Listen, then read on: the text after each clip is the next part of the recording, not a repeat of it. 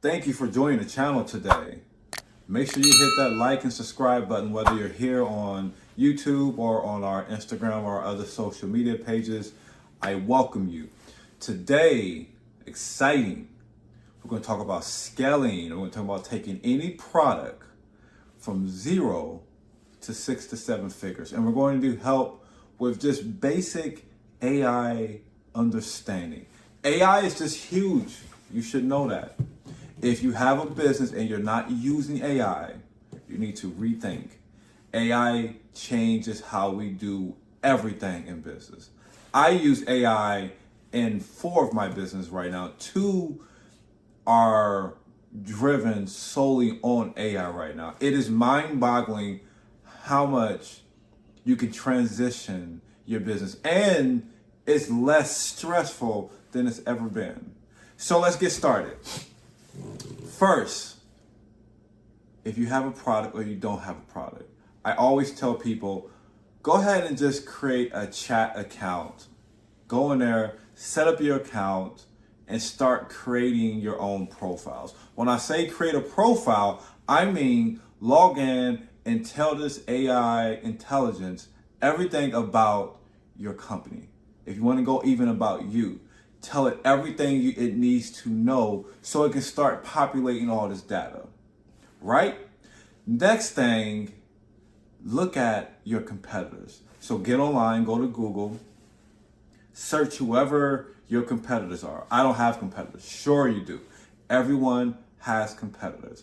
We have to, in business, we have to pull our pride aside and really do some searching, during this process. So you go on and find at least 2 to 3 different competitors that you like, what you like about their product, what you like about their services. Take that information and then copy it into your chat. And then tell your AI bot to, based off of this data, generate me an updated profile that not only allows me to compete against my competitors, but allows me to thrive. It's going to compute it very fast, like alarmingly fast. Now, with generative technology of AI, you're always going to have to edit because it's always, a learning process. Now, in there, you're going to be able to create your mission. You're going to be able to create all your different things about your product. You can go in there and say, okay, here's another competitor. I love their website. Start having this technology create your website, your about page, your products, your descriptions. Your descriptions are critical. When we was first launching different products, we went just basic descriptions. Descriptions, very basic. As you get more seasoned into this business, people really look at a couple things on your site. Reviews, critical. And then your product descriptions is so important because if you don't have very strong, compelling descriptions of what your product is, you're going to find yourself at a place where you're just discounting, and you're diluting your product so much. So make sure you add that value in that description and look at it from a standpoint that what will your potential customer get from buying your product? Not just, hey, this product does this thing and it does that, or if it's clothes, it's this type of fabric. Let your customer know the emotion, how they're going to feel when they're trying on that product, how they're going to feel when they're buying that technology from you or that book. Right now, I've been in the process of scaling 3 different completely styled businesses. One, we have a retail clothing line. We're international. That's one of our biggest. We have over 750,000 followers across, various social medias. Then I have 6 published books. So we're in there using Amazon's algorithm to be able to talk and retarget and scale.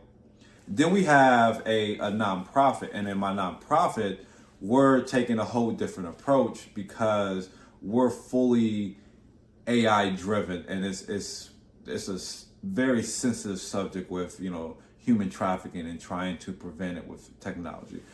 So going in there, and each one is a product.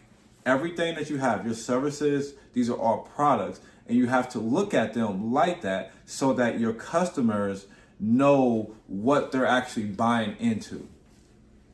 Next thing is make sure you have your Facebook pixel installed on your website. Make sure you have your Facebook pixel installed. So many people are running businesses, whether it's a physical location or online location. That Facebook pixel is huge. What is a Facebook pixel? That is almost Facebook's tracking mechanism that they put on your website. So when somebody leaves your website and they go anywhere else, especially on Facebook, you can retarget them with various ads. You can say, hey, thank you for coming to our website. We see you didn't purchase. Here's some more items to go. So it takes people down this purchase funnel. So you have to start understanding the life cycle of your customer and of your product. That way you're fully prepared of how to navigate, when a product is not working or you're getting a lot of, abandoned carts. We get lots of abandoned carts. I'm pretty sure the entire industry deals with the abundance of, abandoned carts. An abandoned cart, for those who don't understand, is when somebody, go to your site, they put something in their cart or their bag, fashion they call it, add to your bag. Then they're making intent to buy, and then they don't buy. And it's frustrating. It's so frustrating at times when you see people who are on your site and they're window shopping. And I deal with that so much. And on the softwares that we use, we can actually see the client navigating through the entire process on the website. So it becomes very mind-boggling to see somebody has this intent, but then they leave. Whatever the reason is, you have to just make sure that your pixels, your Google Analytics, everything is in there, that your tax manager, everything that's in there, that you don't just leave your customer out, being able to track them. And, tracking sounds scary.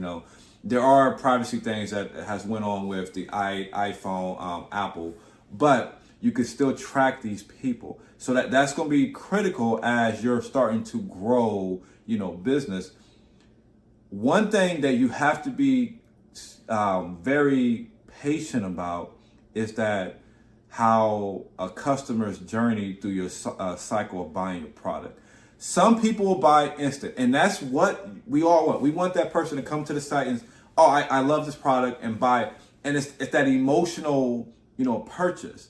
But then there's a lot of customers who need to really understand not only what the product is, who you are. There's a lot of trust issues. We've had to deal with that in our retail business because our process was so slow. Everything was manual, from how we're making the clothes, how we're rebranding clothes, initially. So we had so many staff doing so much manual labor that it really delayed our process, and people want product fast. So we've had to really transition to making a product go faster. And in business, you have multiple ways of selling a product. You can have somebody buy and sell, or you can sell and buy. If it's a subscription service, those are a lot easier. They take time, but within this initial strategy of scaling and growing your business, you can buy and sell, buy the product and then sell it. Or you can sell the product and then buy it. That last one is what we've normally done, but you have to be careful because you're playing with people's money and people don't like that. You have to balance that. That way people understand, this process. And normally that's like with pre-orders and, different things like that. If you're not looking to take out various funding, methods, within that process. So back to, AI and the chat. So once it populates all this data, then you start putting this on, website. Then you go back into this software, AI software, and you tell it, hey, can you create, and I ask the robot, I always talk to it like it's an actual person instead of demand, hey, you do this. I'm always talking to it like it's an actual person. So people, quite awfully, they think that I am like crazy. But it's just a level of respect because I feel like that is somewhat of an employee to me right now. I guess it's a psychological part of it. Anyways, when you're actually doing that, next thing you want to do is start telling your AI chat is to say, hey, create some marketing ads for me. Create 5 Facebook copies. Make sure in your Facebook ads, make sure you have this. Make sure Facebook, Instagram, make sure you have your website. Have a link to where they can actually click on. Have a call to action that when you have that ad, they need to have some type of call to action that when they see it, what action are you wanting them to take? A lot of times we may just put up an ad and it just stands there. There's no website, to follow. There's no, number to call. That information is missed so much. It's mind-boggling when I see a post that doesn't have any call to action. So make sure your post, your ads have call to action, but also make sure your websites have call to actions. Your physical retail business, make sure that they have, call to action. Make sure also that when somebody comes to your site, you can get their email, their SMS, their phone number. So anything that you're looking to put out there, put it in the chat. Put it in your AI chat and tell it to make it sound more fancy. Tell it who your audience is as well. That way, if it's a female audience, you can tailor it to that female audience. If it's a kid's audience, you can tailor it to that. And you can get as detailed and specific as possible, age, what do they like? Are they urban? Are they city? All that is critical so you can personalize, how you want to approach. Next thing you want to do is any business that you're starting, you need to always go and get the quickest money you can get. And a lot of times that's friends and family. Sell them the product. Don't sell them the discount. A lot of times I tell people, make sure your website is up, because if you have physical items and you're taking it to sell someone, whether it's clothing, a product, a lot of times your close friends and families, they're going to hustle you out of that product. And I've had to deal with that a lot of times. So now I'll talk about the product. Hey, go into the website, and then I'll give small discounts. Friends and family, you can get 15, 10% off. I don't discount our products a lot no more. I've really tried to really sell and offer an emotional appeal. Now, after that, the next thing you need to do is get organic outside of friends and family. Your social media, start growing that. Look at some paid influencers that have a strong following. Now you need to start spending money, and you need to really start creating a budget. Now we're talking about a real budget. Excuse me, it's a lot warmer in our office today. You need to really start looking at your budget and how much are you willing to spend to get that first sale? And then how much are you willing to spend thereafter? A lot of times we don't look at that cost. So if we don't see that first sale, we get frustrated and then we'll cut the ads off. So I would say the first thing you want to do is, and you start on Facebook. I would start in a couple dollars. If you don't really have the money, just start in a couple dollars. $3 to $5 budgets a day, and just see how that goes. Do some awareness campaigns on Facebook, on Instagram. Do some page boosts where you're just boosting that.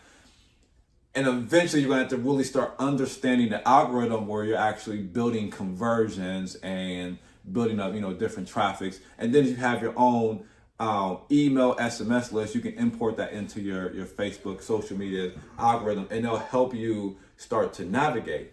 Now, as you start scaling, Facebook social media provides you with a cushion. So initially, if you're just starting Facebook will probably give you maybe a $25 cushion. It'll say, hey, here's $25, spend $25, and once you spend that $25, you'll bill us. So when you look at that, somebody spends $100,000 on Facebook, they're not going to Facebook and initially giving Facebook $100,000. That money is being paid either daily or is being paid as thresholds are actually released. So eventually the goal is to get that whatever money you're spending on Facebook, you're not having to pull out of your pockets to compensate. So what I mean by that is you spend $1,000 on Facebook today, so you spend $1,000. You get a return of investment of 3.5, a 3.5 return on investment. So you just made $3,500, from that $1,000 that you spent. So now you can take that money and then reinvest another $1,000 for the next day, and then keep that process. So then you'll look up at the end of the month like, oh my God, I spent $30,000, but it wasn't $30,000 coming out your pocket. How we would normally look at it from traditional advertising. So start scaling, like that. Each month, look to scale, look to get your cost to convert a customer low, but start scaling. So start low. So that $3 to $5 at the end of the month, you spend this amount. So, okay, this month's budget was 500. 500 brought me X amount of sales in. Next month, scale higher. And then keep scaling, to a place where you're feeling that you're making enough money from that standpoint. So when we first started scaling, the first month I spent like $700. This was years ago. And I said, oh my God, this was rough. That $752, I remember, messed my account up.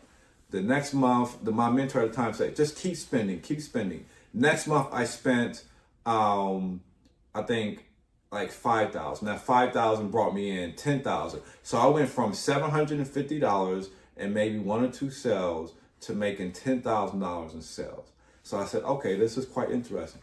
Next month, that $10,000 became $30,000. That $30,000 the following month became $80,000. 2 months later, I hit $352,000 in sales in 1 month. Now that did require a lot more ad spend, but the sales were there. And then once you understand that, it allows you to keep turning the needle.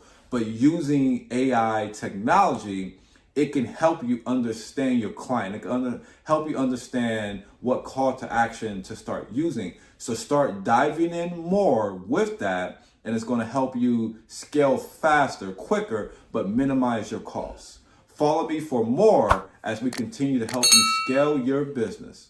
You got this.